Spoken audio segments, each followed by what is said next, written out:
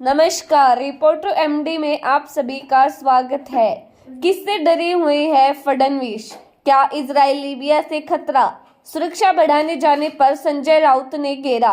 उप मुख्यमंत्री देवेंद्र फडणवीस की हाल ही में सुरक्षा बढ़ाई गई है। चुनाव नजदीक होने के कारण राजनीतिक गलियारों में सुरक्षा बढ़ने पर चर्चा हो रही है। संजय राउत ने इस सुरक्षा पर कई सवाल उठाए हैं। महाराष्ट्र के विधानसभा चुनावों की तारीख जैसे जैसे नजदीक आ रही है, वैसे वैसे राजनीतिक गलियारे में हलचल तेज होती जा रही है। हाल ही में राज्य के गृह मंत्री और उप मुख्यमंत्री देवेंद्र फडणवीस की सुरक्षा बढ़ाई गई। इस पर उद्धव ठाकरे के नेतृत्व वाली शिवसेना के नेता संजय राउत ने सवाल उठाए हैं। राउत ने रविवार को एक प्रेस कॉन्फ्रेंस में मजाकिया लहजे में कहा, फडणवीस को कोई विशेष खतरा है तो उन्हें साफ करना चाहिए। राउत ने कहा कि हमारे गृह मंत्री इतने डरे हुए क्यों हैं? उन पर कौन हमला करना चाहता है? क्या इजराइल या लीबिया उन पर हमला करने वाला है? उन्हें सबको इसके बारे में बताना चाहिए। फडणवीस की बढ़ाई गई Z+ सुरक्षा। दरअसल देवेंद्र फडणवीस को वर्तमान में Z+ सुरक्षा दी गई।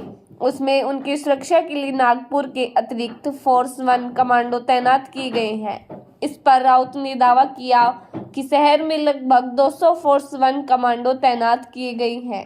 उन्होंने सवाल किया कि गृह मंत्री जो एक पूर्व मुख्यमंत्री भी हैं, उन्होंने अचानक अपनी इतनी सुरक्षा क्यों बढ़ा दी?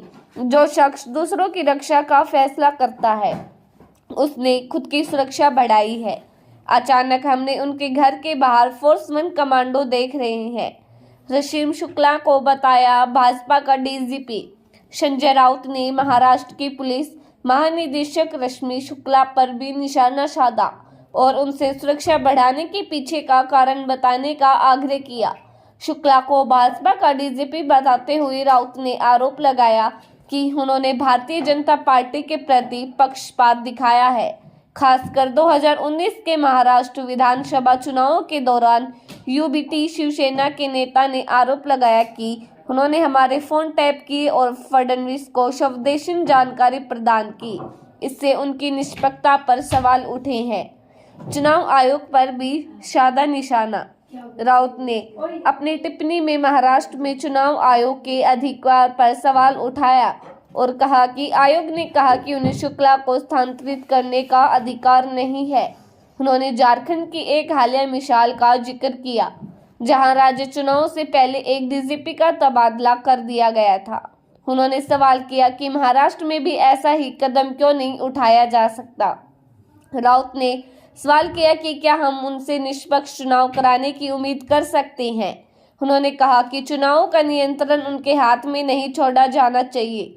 उनकी यह आलोचना महाराष्ट्र कांग्रेस अध्यक्ष नाना पटोले की ओर से गुरुवार को मुख्य चुनाव आयुक्त राजीव कुमार को पत्र भेजकर शुक्ला को हटाने की मांग करने के बाद आई है। आखिर क्यों बढ़ाई गई सुरक्षा? महाराष्ट्र के डिप्टी सीएम की सुरक्षा पर शिवसेना यूबीटी नेता प्रियंका चतुर्वेदी ने कहा, महाराष्ट्र के लोगों की कोई सुरक्षा नहीं है। कल लोग खुलेआम पुणे की सड़कों पर बंदूक लेकर घूम रहे थे। बदलापुर में एक जघन्य अपराध किया गया। स्कूल के लोग जो भारतीय जनता पार्टी से जुड़े हैं भाग गए और आपने देखा होगा कि बाबा सिद्दीकी की हत्या कैसे की गई। महाराष्ट्र में कानूनी व्यवस्था नाम की कोई चीज नहीं है। यहाँ के लोगों के लिए कोई सुरक्षा नहीं है, मगर फडणवीस की सुरक्षा बढ़ाएगी। इसलिए डीजीपी को हमें बताना चाहिए कि उनकी सुरक्षा क्यों बढ़ाई गई है।